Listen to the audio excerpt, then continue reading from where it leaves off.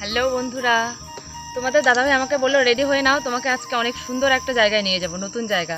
আমি নাকি আগে কখনো দেখিনি। তো আমি বললাম চলো, ঠিক আছে। তো আমি রেডি হয়ে চলে আসলাম, ঠিক আছে, অর্ধেক রাস্তায় চলে এসেছি।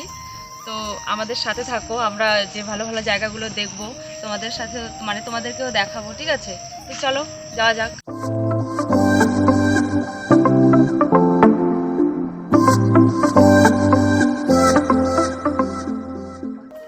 তো ফাইনালি আমরা এসে গেলাম তোমাদের দাদাভাইয়ের সিলেক্ট করা জায়গায়। এটা হচ্ছে একটা ওভারব্রিজ, আমাদের বাড়ি থেকে বেশি একটা দূর নয়, ঠিক আছে।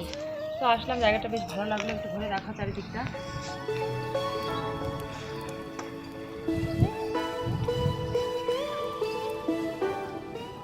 তো সাথে থাকো সবাই, ঠিক আছে। কি কি করছি না করছি সবটাই তোমাদের সাথে শেয়ার করব।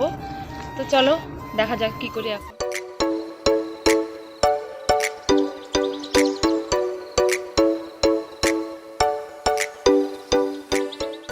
তো তোমাদের দাদা ভাই আমাকে এত সুন্দর একটা জায়গায় নিয়ে এসছে, ভালোই, মানে এত ভালো লাগছে কি বলবো। এখানে খুব সুন্দর একটা মৃদু মৃদু হাওয়া দিচ্ছে।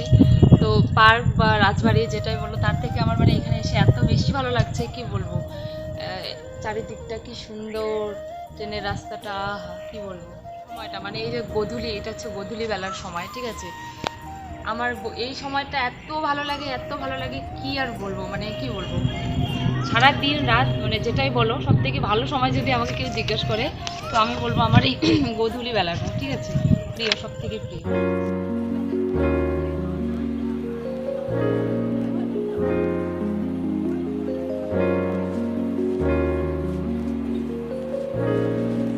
আমি একা একা হাঁটতে পারছিলাম না, তো তোমাদের দাদাভাই আমার হাতটা ধরলো, আর এখন আমি কি সুন্দর করে হেঁটে যাচ্ছি।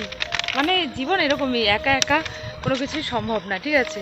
দুজনের মধ্যে যদি সম্পর্কের ভিতটা খুব ভালো থাকে, তাহলে হাতে হাতে রেখে সহজভাবেই চলা যায়। বন্ধুরা, আমাদের ভিডিও বানানো, ঘোরাঘুরি সব কমপ্লিট, আর এখন প্রায় সন্ধ্যা হয়ে এসেছে, এখন বাড়ি যেতে হবে, ঠিক আছে।